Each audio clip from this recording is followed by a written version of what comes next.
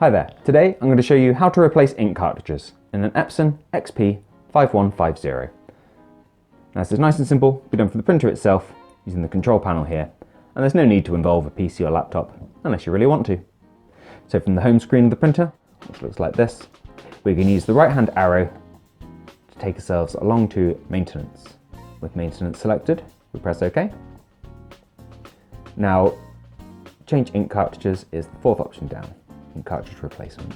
So press OK to go into that.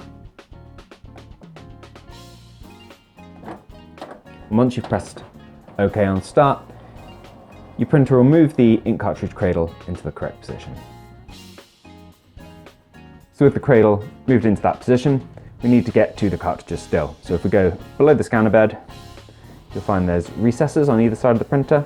Just pop fingers in there, lift it up. You have to lift it quite hard until you hear that click, and then the scanner bed will be held up like that. Now to get the cartridges out, there are clips running along the back here. So just press down at the back of whichever cartridge you'd like to replace, lift them out. Now I don't need to actually replace any of these inks, but if you have another cartridge to hand, just make sure you've removed any protective packaging that might be on there. There'll almost certainly be a pull tab to remove from one end of the cartridge, which breaks a little vacuum within the cartridge. Very occasionally you'll see ones with a little foam wedge there on the compatibles, but it's pretty rare. And do not worry about the film on the bottom of the cartridge. That never needs removing on any cartridges, either original or compatible that I've used, as the film that's on there will get pierced automatically as it goes into the printer.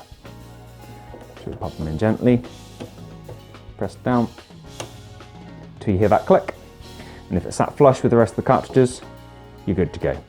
Now to repeat that process for any other inks, then you can lower the scanner bed again. It takes itself down nice and gently, and we can bring ourselves back over to the screen. On the screen we have a visual representation of how much ink the printer thinks it has in black, cyan, magenta and yellow, like if you've gone to the check supply status page. But once you've got your ink cartridges changed, completed is already selected, so you just have to press OK. Now your printer will take a look at the cartridges, make sure it's perfectly happy with what you've just put into the printer. If you're using compatible or remanufactured ink cartridges, you may get a warning just letting you know you've got either compatible chips on them or it's a previously used cartridge, just to make sure you haven't been missold them. But there's nothing in there that prevents you from using them as long as the printer can recognise them. You might just have to press OK or similar to get yourself past that page. With the initialisation complete, you'll be dumped on this page and you're good to carry on printing. But that's all there is to see here. If you found this video useful, please do let me know with a like. If there's anything else we can help with, let us know with a comment. Otherwise, thank you for taking the time to watch this video, and we'll see you in the next one. Take care. Bye bye.